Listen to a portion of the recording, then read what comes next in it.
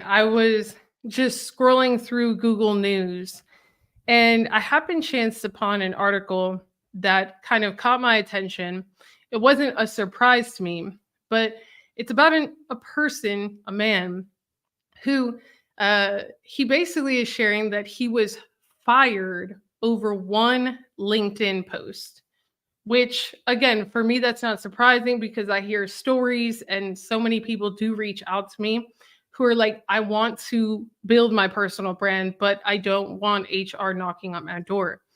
So I'm going to share the article because I think that it could start an interesting conversation and it could bring up some important points that you should keep in mind if you're an entrepreneur that's starting to create content on LinkedIn. And if you don't know who I am, my name is Shanee Moret, and I have about 1 million followers on LinkedIn and over 425,000 LinkedIn newsletter subscribers. If you're listening to the live, I appreciate you. Put your comments or questions in the chat. And if you're watching the replay, I also appreciate you. So I'm going to bring up the article. We'll talk about it. And then I'll bring up why I think this is really important for entrepreneurs to be aware of. Okay. So let me see. Let me bring this up. Share my screen. Okay. So as you can see here, this is in Google News, just LinkedIn. It was published 11 hours ago. It says employee likes a post on LinkedIn about toxic work culture and gets fired because of it. So when I go to the actual article, it explains a little bit more. This gentleman who worked at a mental health startup basically liked a post about workplace culture, and then he's sharing his story on Reddit about it.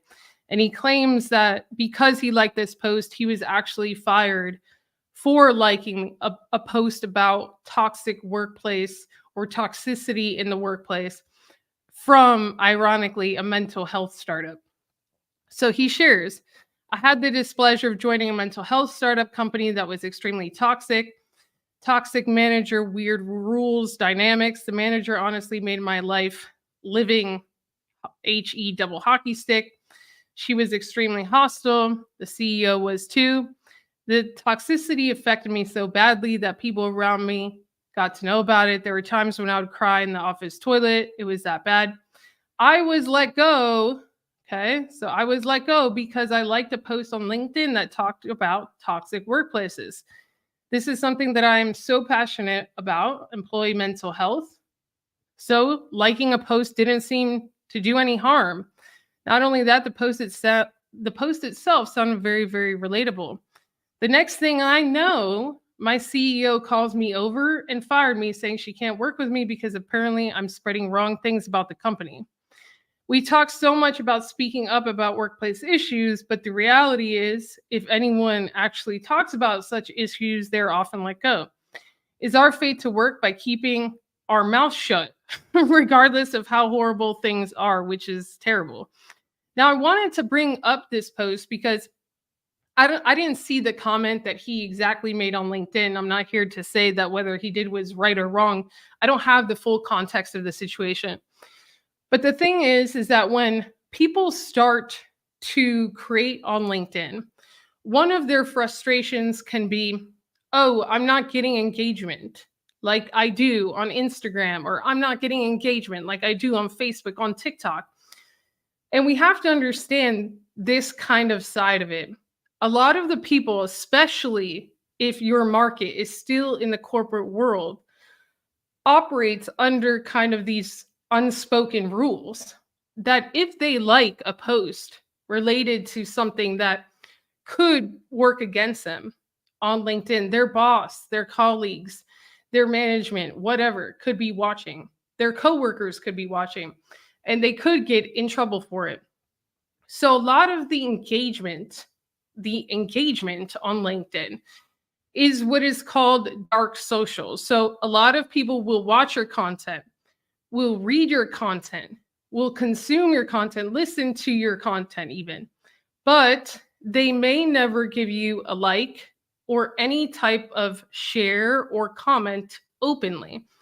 Because we have to understand that on LinkedIn, your activity, what you like, what you share, what you comment on is 100% public. So, as an entrepreneur who's starting to post on LinkedIn, we have to keep some of these things in mind, especially if your target audience, like I said, is in corporate or even is a higher level CEO. On the CEO side, once their company surpasses a certain level of income where the founder may not be the CEO anymore, or where the founder now has a board and has investors and all of those things, they may not want to openly engage on your content or like your content, share your content, repost it, because their activity is public. So the board members will see it, their employees will see it, their team will see it, and the investors will see it. And that could kind of also work against them in some situations, or have people questioning certain things. So when you start to post on LinkedIn, sometimes the metric that you have to look at is not necessarily the engagement. It could be more of the views, or obviously your call to action. So I'm going to use an example of one of our clients who he serves a very corporate audience. He's an entrepreneur, but he serves a very corporate audience. And he serves a corporate audience where they are definitely not going to share their experience, because their experience is directly related to their workplace in this situation.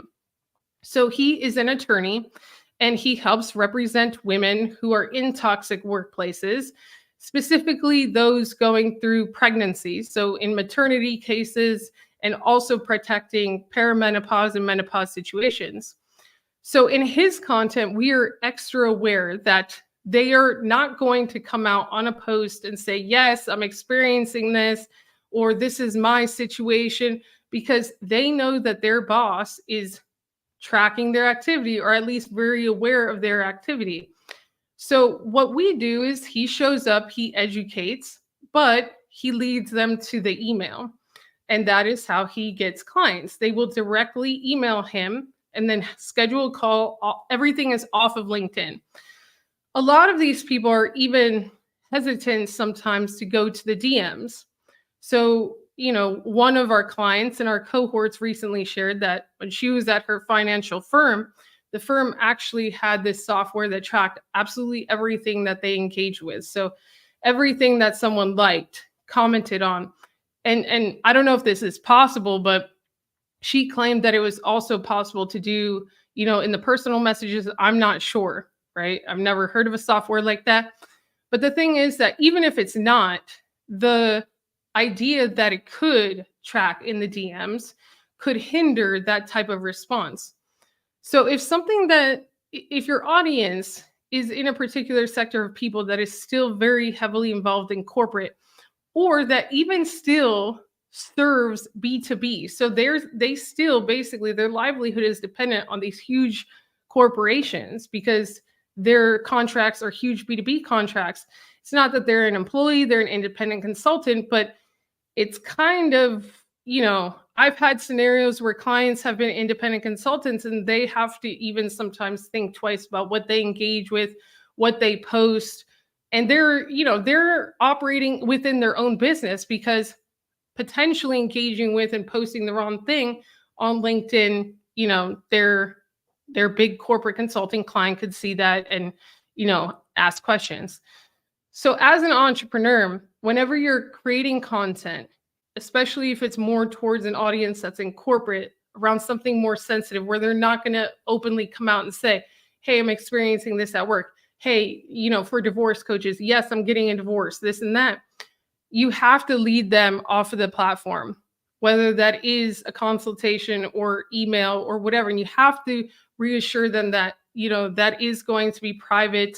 Their request is never going to be made public, so on and so forth. So that's number one as an entrepreneur. I see a lot of people, they'll create rooms like live events. Oh, what you need to know about divorce. Well, if that person registers for that live event on LinkedIn, they are openly sharing with their entire network that they are going through something like a divorce. Or if you do a live event saying like, how to navigate a toxic workplace, they probably would want to enter the event, but if they register, that's going to be public information for their entire network. So when you are even creating the events, you have to make sure that the event title will make your prospects look good and that they won't think twice about having that public information out in the open, right? That's why a lot of high level CEOs, high level corporate professionals are very open to sharing like data, very open to sharing things like that versus more emotional things on LinkedIn, even though they may message you because of the more emotional things. So I think this is a very important conversation to have because a lot of entrepreneurs, when they start to post, they really underestimate this factor and this aspect of LinkedIn. People's livelihoods, a lot of the time, their activity on this platform their livelihood depends on their activity. And sometimes even for, entrepreneurs in a way, again, big B2B contracts, or more like if they're in an MLM or they're in a financial firm, but they're still under the rules of what they can engage with under that umbrella company. So just keep that in mind when you are creating content for your prospects. This is why I love LinkedIn newsletters, because if they open the LinkedIn newsletter in their emails, the tracking software, their boss, whatever, is not going to get notified of that. But what is still public information is that they are subscribed to your LinkedIn newsletter. So you have to make sure, what can you title your LinkedIn newsletter so that it's kind of under the radar if it's a target market where, they need to kind of stay under the radar. And in terms of starting to build a personal brand, when you still are at a place of employment like this, it can be difficult. A lot of people will come to me and say, hey, Shanee, I'd love to work with you, but I know you only serve entrepreneurs. And the reason is because when you come to Growth Academy, your growth is going to be accelerated. And a lot of the times HR is knocks on people's door after the first post. And I'd never want someone, especially those who are breadwinners for their livelihood, to be at stake. Now, there are ways to do it where if you have the permission to post, you can kind of just start to post things relevant to the industry, start to post things and have conversations that are on the periphery of what you're doing, but still building your network and building trust and building awareness so that when you are ready to go all in into your business full time, you at least have a network that knows who you are, knows that you exist, and knows that you were an expert in this particular skill or skill set. The other thing is, if you're someone that is ever looking for a job, I highly recommend to get in writing as part of your negotiation for that job to be able to leverage LinkedIn to build your personal brand, and that you have the right to do so. And that as long as it's not like completely, defaming the company or something absolutely ludicrous, that you have the right to build your personal brand on LinkedIn and use it, and to get that in writing ahead of accepting a job offer. So I think that that's important too. And if you are the parent, because a lot of my clients, their children are entering college or just, graduating from high school or maybe in their mid-20s and entering their first real career, like their first real job in their mid-20s where they're earning a good amount of money, tell your children to make sure that they negotiate this as part of their job offer, because the last thing you ever want is to start posting something and then it's kind of the unspoken law that you're not really allowed to post. Oh, this person could build their brand and then they could leave, or, a lot of companies get threatened about that. But mainly this was for the entrepreneurs who serve a particular sector, whether that is big B2B, that they can't really engage on your stuff because a lot of people are watching from the board and stuff, or whether you're serving, again, corporate professional who is afraid to engage because of their boss. Also, new entrepreneurs sometimes are afraid to post. I've worked with people through that where literally they own their own business. They've built maybe even a multiple six-figure business through in-person networking, through different avenues, through outbound, whatever. But when they're starting to build their personal brand, they could be hesitant because they're afraid of what Sally, who worked with them for 15 years at their old corporation, thinks of what they're doing now. And that's something that we'll talk about in a different live. Learning how to market yourself and how to be proud of what you're building, even if you're afraid to do it in front of your old colleagues that really, will probably support you and be proud of you and admire the fact that you're doing that more than anything. So I appreciate you for joining the live. I thought it was interesting. And if you have any questions, put it in the comments. I'm going to be doing some lives like this, just some lives that I find interesting based on Google News. But really, don't give up on LinkedIn because you're not getting the engagement that you think. 9 out of 10 clients that start with me on LinkedIn, I've never seen them like a post. I've never seen them comment on a post. I've never seen them share a post until they're clients. A lot of the engagement and the support that you'll get from your first degree connections, it's amazing that they're supporting your content, but that doesn't mean that they'll convert into a client. A lot of the times it's the second and third degree connections that are, kind of just watching and waiting for the right moment for them. They may even have decided, okay, I'm going all in at this point. I'm going to start working with him or her at this point. But don't get discouraged because it's not the same game. You're not playing on the same field. On Instagram, TikTok, Facebook, people are much more open and loose to comment because their whole career and livelihood does not necessarily depend on those platforms. On LinkedIn, people are going to be a little bit more reserved, but that doesn't mean that they're not watching, that they're not reading, that they're not listening to your content. And it also doesn't mean that you're not getting progress. It's just like a seed, like a plant. A lot of the work happens under the dirt. And then a few weeks later, you're like, wow, it did work. It's kind of the same thing. Yeah. Yeah, I did mention in my live with Arivi. Yeah, in her case, I would kind of touch base. If we had a set date already, like a few months in advance, and I was like, okay, you ready? It was just touching points because she could post, but she couldn't post like she is now. All right.